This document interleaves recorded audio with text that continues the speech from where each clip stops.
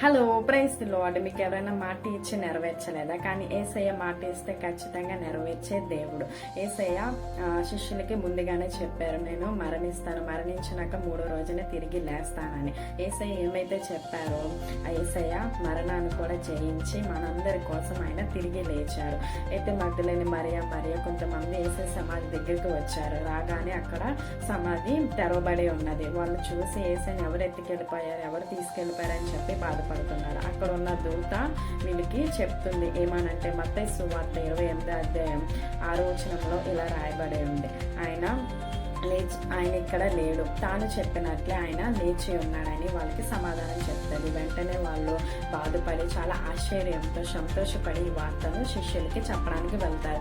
వాళ్ళు సందేహిస్తారు, ఏసై నిజంగానే తిరిగి లేచారని చెప్పి అవిశ్వాసంతో ఉంటారు. అప్పుడు ఏసై వాళ్ళ దగ్గరికి వచ్చి ప్రత్యక్షమయ్యి వాళ్ళకి రొట్టె విరిచి ఆ ఏసై వాళ్ళకి చెప్తా ఉంటే అప్పుడు వాళ్ళు ఏసై నమ్ముతారు. ఆ సమయంలో తోమ అక్కడ ఉన్నాడు. ఏసై మరలా అక్కడ ప్రత్యక్షమైనప్పుడు అప్పుడు తోమ ఉంటారు. తోమ అయితే నిజంగా నమ్మక యేసయ్య మేకులలో వేలు పెట్టి మరి పరీక్షించి యేసయ్యనప్పుడు నమ్ముతాడు ఆయన నిజంగా తిరిగి లేచారని. 1 కొరింథీయులకు రాసిన పత్రిక 1వ అధ్యాయం 18వ వచనం, సిలువను గూర్చిన వార్త నశించున్న వారికి వెరితనం, కానీ రక్షింపబడుచున్న మనకి దేవుని శక్తి. ఆయనలో శక్తి ఉన్నది, ఆయనకి అధికారం ఇవ్వబడింది. అందుకే మరణం కూడా ఆయన్ని బంధించలేకపోయింది. ఆయన మరణం కూడా బంధించట అసాధ్యము.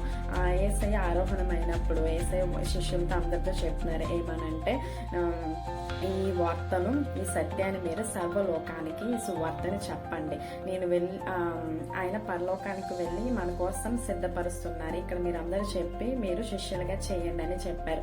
వాళ్ళు యేసయ్య చెప్పిందంతా చేస్తూ మన వరకు ఈ సువార్త వచ్చింది. మనం కూడా ఈ వార్తను, నిజమైన సత్యాన్ని మనం కూడా ఇతరులకి సర్వలోకానికి చాటి చెప్తాము.